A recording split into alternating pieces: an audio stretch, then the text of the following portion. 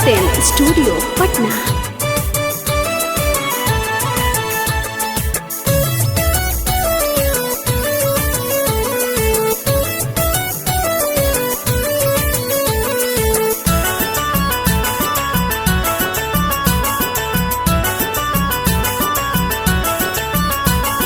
पियावा के पाई के गइलू भुलाई, हाँ पियावा के पाई के गइलू भुलाई।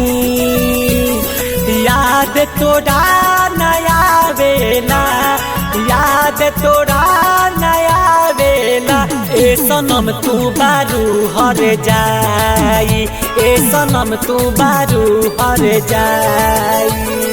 जान अचानक से भइल सगाई, जान अचानक से भइल सगाई।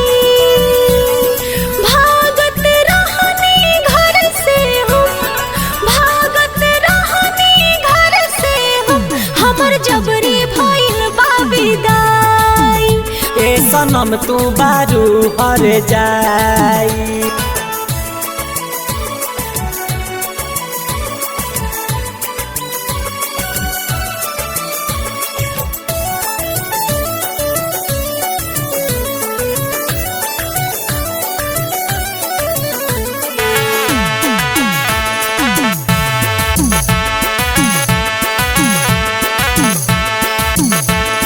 तोहरा से ज्यादा सहेले रातों दिनों हमसे तुम हो।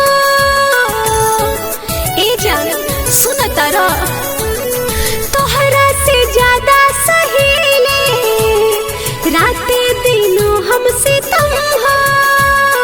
पियावा के बाकी खुशबानी तोहरा ये बाटे भरम हो।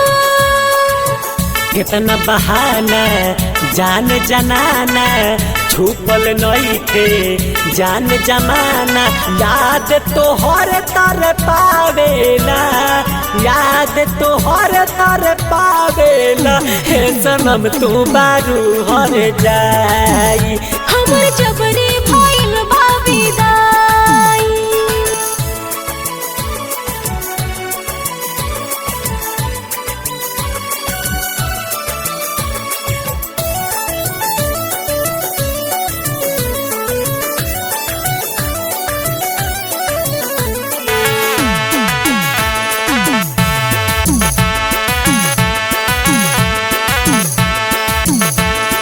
दीपक आनंद से तू कोइले बारू खुशबू धोखा।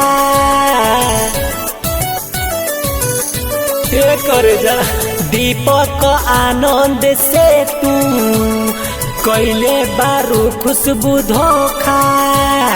साथे न देवे के रहे चिखवलू काहे लब के चोखा।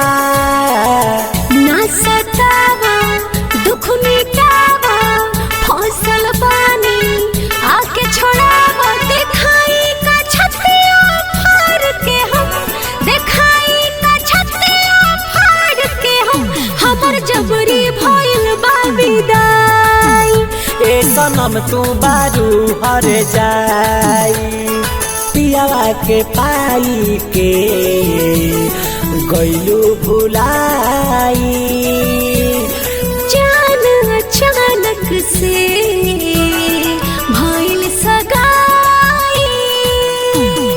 याद तोड़ा नया वेला, याद तोड़ा नया वेला, ए सनम तू बारू हर जाई।